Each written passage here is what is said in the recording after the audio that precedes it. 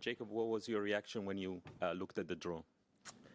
Yeah, it was a bit of anxiety for sure. It's not kind of a match you want to see in Australia. I know that the crowd's going to be against me, but obviously there was a lot of excitement as well, because obviously it's not a common match. But no, really excited, but also a bit of nervousness for sure. Simon, is it going to be like a college tennis vibe, do you think? As close as it's going to get, I think. Yeah, I think it's probably going to be a little bit more than college, but hopefully some of my experiences at college will help me on Monday. What have you learned from heated crowds in those situations? I mean, try to ignore them as best as you can. Obviously, I've been to some pretty hostile environments. Probably not as many people as going to be watching on Monday, but definitely had some nasty things thrown in my direction, and you just kind of have to ignore it and move on. Nick's going to turn this into a zoo out there. Mm-hmm.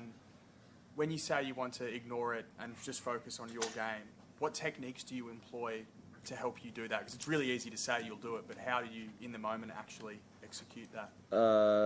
I don't really know. I think we'll see on Monday how I handle it. Obviously, like I said, it's probably going to be escalated than what I'm used to. But I think the best thing I can do is just try and enjoy it as best as I can. I think obviously focusing on myself is one kind of thing, but I understand that that's going to be very difficult to do. So I'm just going to try and enjoy it as best I can and embrace it, because still pretty early in my career, and to have an opportunity and an experience like this is really cool. Jonathan? Just wondering what you've been working on since the end of last season. You know, you were quite happy with most facets of your game, I think you said, but yeah, there were things you were looking to improve on. Just can you tell us a little bit about that? Yeah, obviously kind of made some small changes, changed my serve a little bit, just to try and help my kind of overall body. Obviously I've had some injuries in the past, nothing too serious, but I think for longevity and considering the increase in kind of matches that I've been playing, I think some changes were necessary in terms of that. And yeah, kind of spent quite a lot of time in the gym trying to just get a bit stronger, and I think that was kind of the main goal, because it was my first real kind of pre-season, kind of off-season as you will. So it was all a bit new for me, so we kind of wanted to try and set a base, because it is my first year on tour, so I'd say those are the things. Jay?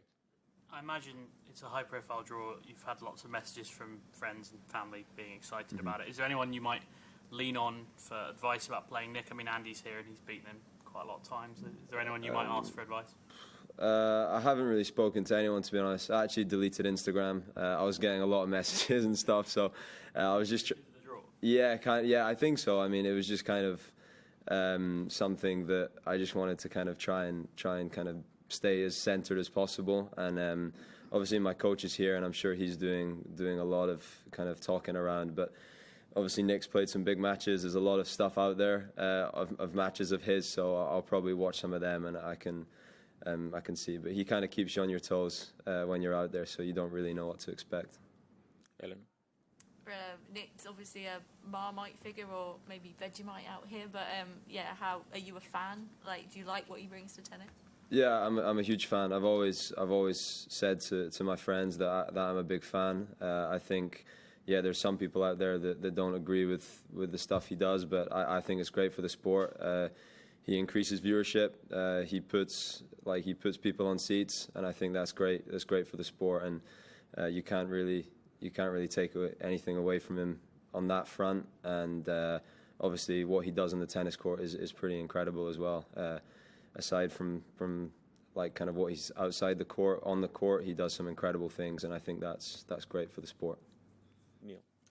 Yeah, hi. You're playing Novak at Wimbledon at centre court. I think the atmosphere is going to be a bit different, but what can you take from that experience of a big match in that circumstance? And how much of a better player do you think you are now than even like 6 months ago?